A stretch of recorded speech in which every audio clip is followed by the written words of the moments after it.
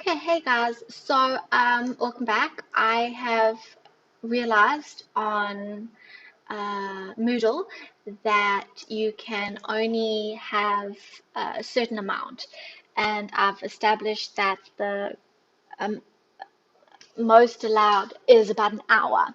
So, in future, I will obviously end it off better.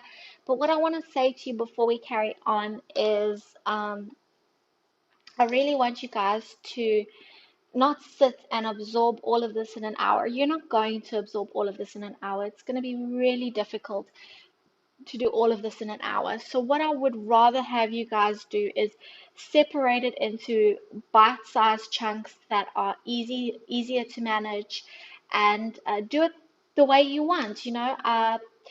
Maybe even you want to, during your lecture time, sit and listen and have Discord open. And the minute there's a concept that you don't understand, hop on Discord and listen, because you're going to have access to these.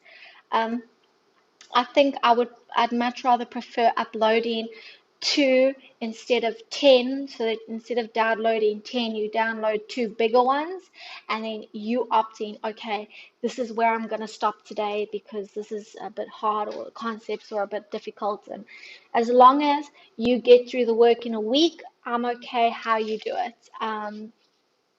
It's just also easier for me to do it in bigger chunks as well, develop, prepare, and deliver. So what I did was I deleted this first reading from your slides. You'll see it in the first video. And I want you guys to more concentrate on plant form.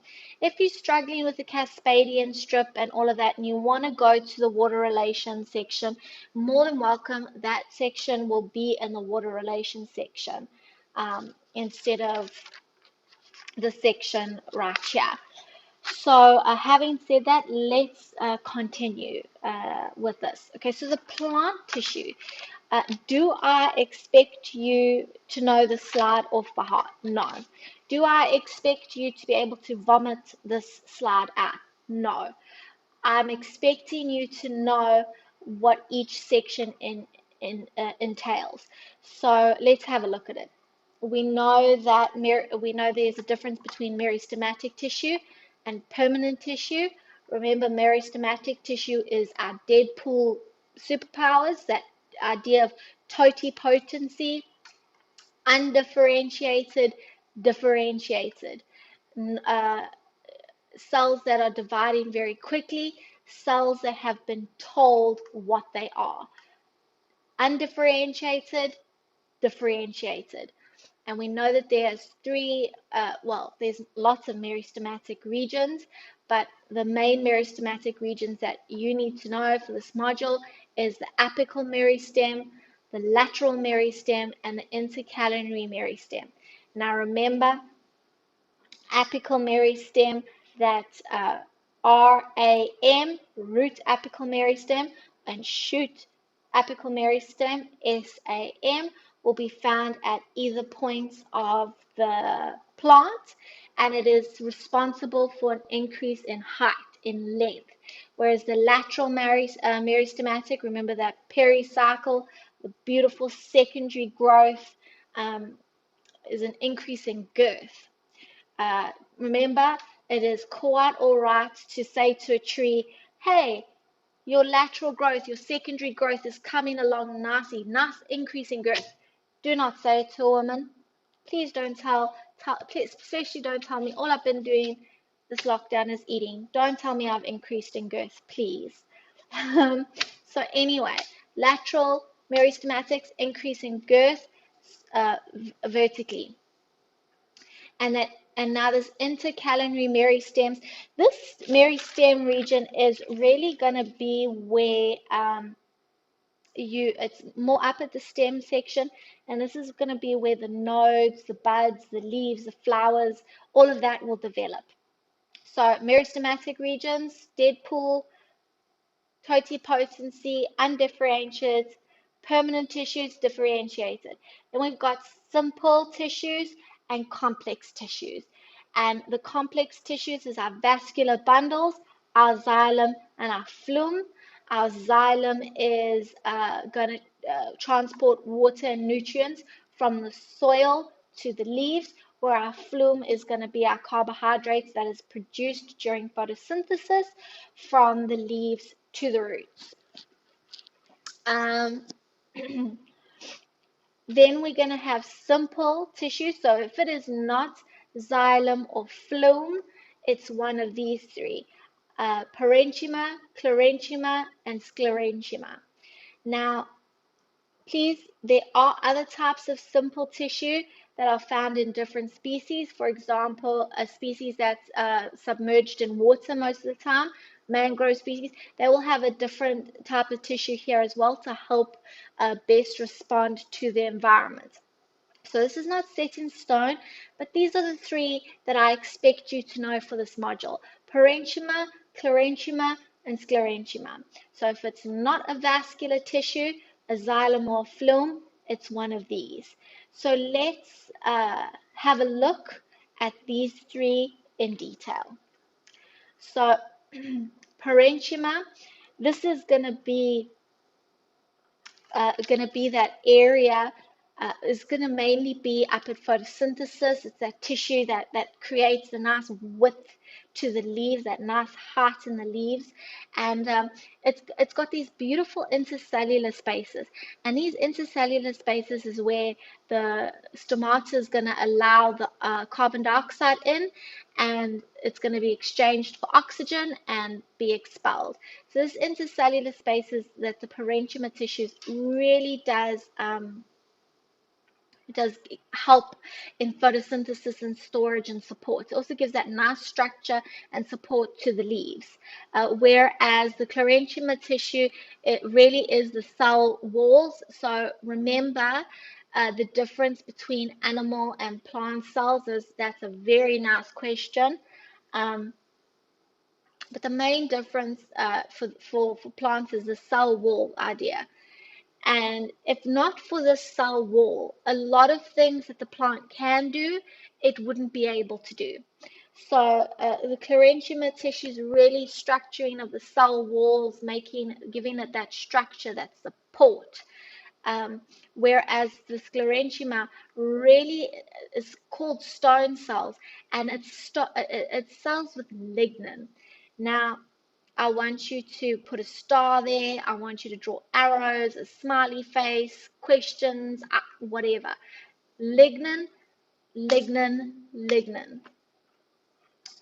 Without lignin bracing the cell walls, a lot of what happens would the plant would not be able to do. So, for example, animal cells, if they absorb too much water, they burst. If they lose too much water, they collapse in on themselves. The cell wall ensures that the plant can handle extreme environments, and it's because of this lignin. So, parenchyma, clarenchyma, sclerenchyma. Now, this is bamboo, and you can see in the bamboo, you've got this hollow section. How did this happen?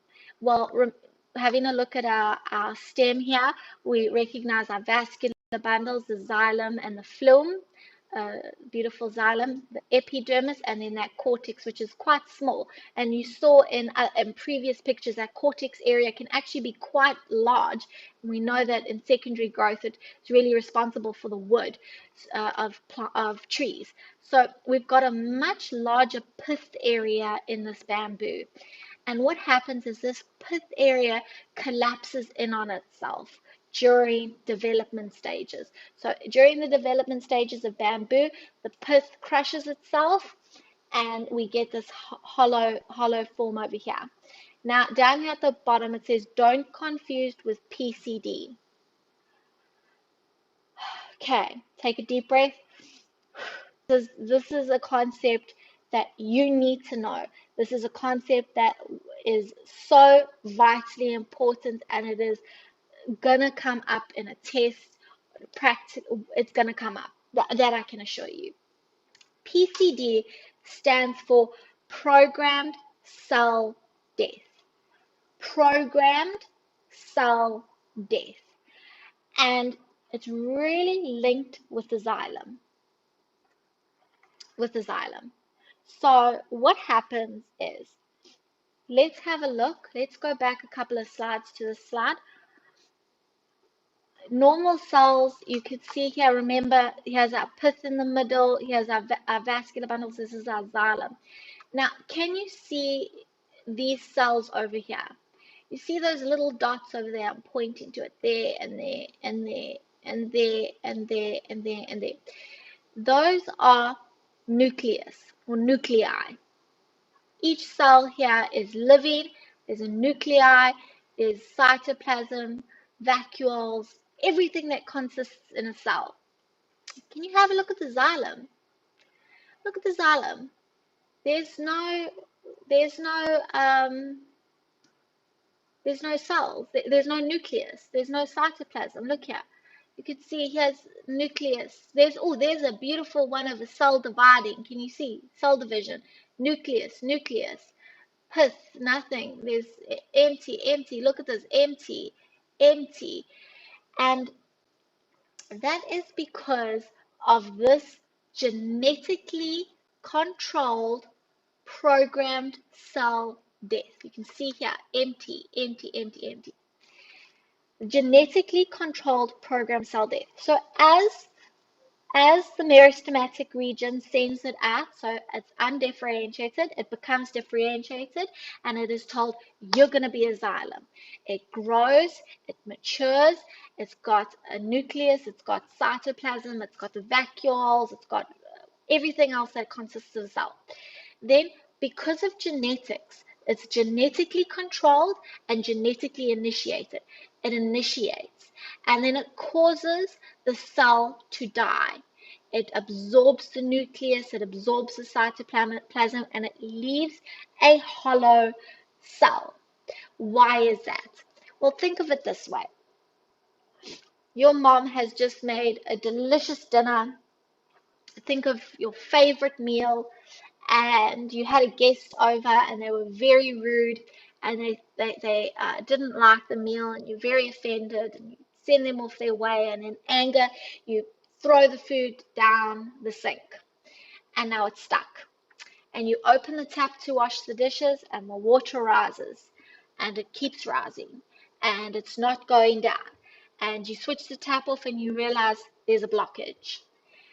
And because it was your friend, you are now the lovely individual that has to unblock it. And the purpose of that pipe that is now blocked is to allow the flow of water through with the least possible resistance. The food that you in anger threw down that pipe is causing resistance. Think of it this way. You are sitting at home on the couch watching TV. There's popcorn bowls everywhere. You've got a whole bunch of friends around you. Bodies lying everywhere. People on the floor in sleeping bags, in pajamas, whatever the case may be. And the doorbell rings. Now you've got to hop on past everybody and hop over legs and hop over heads and dodge Coke cans and all of that to get to the door to get your pizza.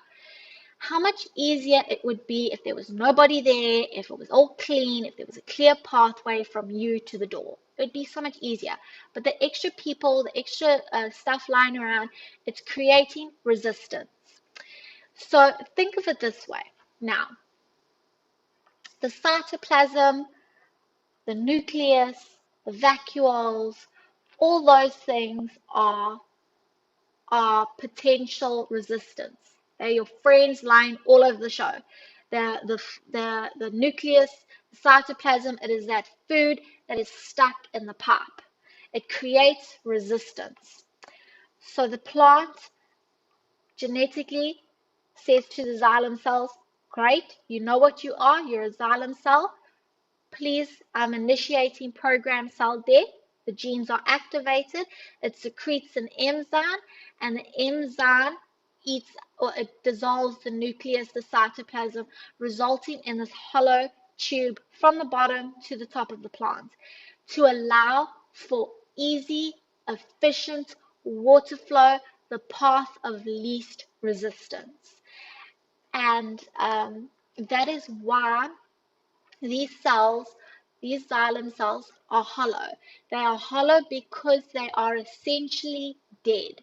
And they are dead because the nucleus and the cytoplasm create resistance, and it's too much work and energy for the plant to send the water through this way. It's not going to work. So we'll initiate programmed cell death. We'll get rid of the resistance so there can be easy flow. That is not what's happening with the bamboo. Please, you have to understand programmed cell death. We will get to it later, but it is such a strong, like, you need to have this foundation in place so that when we get to it, you'll be able to go, yes, that's what Candice was talking about. That's what she meant. So remember, the xylem is dead, and it died because programmed cell death, which is a genetically controlled gene, was initiated, and it released enzymes that dissolved the components of the cell to leave this hollow cell that allows easy flow without any resistance from the bottom to the top. All the xylems like this, all of it.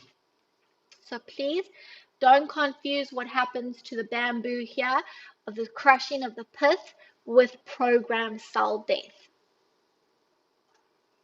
Over here is a beautiful picture that you can see about that vascular cambium. Remember, we were talking about secondary growth, and secondary growth, our next meristem is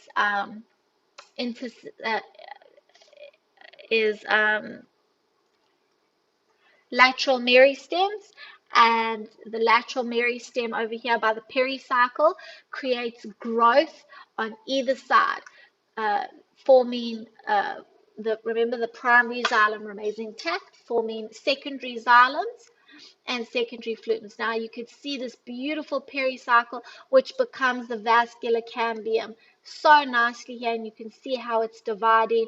You could see over there, there's still new cells that have still got their nucleus, that haven't died yet to form secondary xylem and phloem.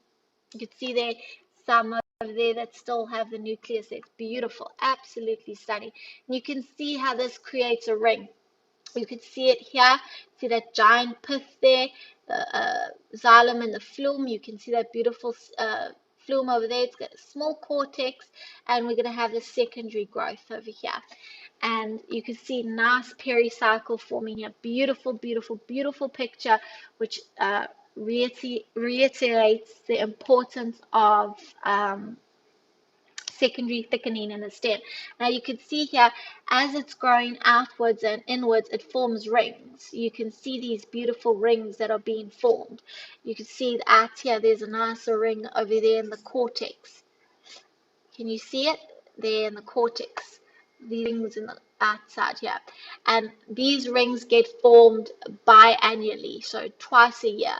And by twice a year, they can count how old the tree is. Unfortunately, they'd have to kill the tree to correctly find out the age of the tree. So maybe not the best suggestion, although there are calculations where you can measure the diameter based on the species. Okay, so then we need to discuss, so we're still on stems, and if you're 2 on 2, you're going, I know this, yay. So stems, you get different modifications of stems. For example, ginger, when you're eating ginger, you're actually eating a stem, a modified stem. Potatoes are modified stems. Red onions are bulbs, they are modified stems. So very interesting. And you'll see here we've got nice thorns, Okay, and we've got some tendrils over here, and these will be formed from meristematic regions called intercalary meristems, where we'll get the formation of the thorns and the tendrils. So just some other modifications. Okay, so we've looked at roots, we've looked at stems, and we kind of very nicely integrated and swapped over from the roots to the stems. And in that nice integration, we learned about secondary growth, which happens in both sides. And now we're going to talk about plant leaves. Again, 212 students going, I know this, just bear with me. So you need to this is Bio 101. So you need to know the difference between a simple leaf and a compound leaf. You see this over here, that is an axillary bud. And with the axillary bud, if there's one leaf that's coming off of it, it's a simple leaf. If one leaf but multiple leaflets, it's a compound leaf. Multiple leaflets, compound leaf. Now remember, we're talking about the xylem and the phloem. The xylem is connected from the bottom to the top, and then when we get to the leaves, into the petiole, where there's xylem and phloem, into the midrib, not madrib, and then secondary and tertiary veins all the way to the margin. This laminar area region here will be cells that have parenchyma tissue. So that laminar region has parenchyma tissue. And we've got two kinds of monocots and dicots, a parallel venation, reticulate venation. You see there's a midrib followed by secondary veins. There aren't any tertiary veins, whereas in the reticulate venation there is. Okay, so on top of the epidermis, so generally at the bottom, underside, you're going to get these stomata, these structures called stomata. And these stomata we will get to know intricately in greater detail in the later course of this module. But stomata plays a very intricate role. You can see here the stomata spaced separately, or how it is spaced on a leaf over here. These are two guard cells. The stomata is currently open, and here it is on a side. Look at this beautiful mesophyll sponge, or that parenchyma cells, that intercellular air spaces over there. And the stomata is pores that regulate the uptake of carbon dioxide and releasing water as well as oxygen into the atmosphere. Think of it this way, just like sweating cools you down, transpiration, the loss of water through the stomata, cools the plant down. We'll get to that when we get to water relations. But stomata, a very important process. And here's just a nice picture of the leaf. You can see our nice xylem and phloem there in the middle, forming that midrib. And then from there will be released into the veins. You've got that palisade mesophyll, spongy mesophyll, just another way of saying parenchyma cells. They are parenchyma cells called spongy mesophyll and palisade mesophyll. And you can see it in this picture over here, the palisade mesophyll. You can see it very nicely over there. And then the spongy mesophyll over here. And then your stomata, you can see some stomata sticking out there. Your stomata has two guard cells and these beautiful intercellular air spaces. Beautiful intercellular air spaces. There's our xylem and our phloem, and our xylem is hollow due to programmed cell death. Beautiful cuticle up at the top and upper epidermis as well. Okay, guys, so that is this lecture. Just remember, I am uploading hour slots at a time. This one is a little bit less, but this is your week's lessons. So you need to take these two videos. You need to separate them the best way that you know how, or the best way that works for you, whether it's 30-minute time slots, 20-minute time slots, whatever the case may be. Work through it. Hop on Discord if you need help. Let's talk it out, and stay safe.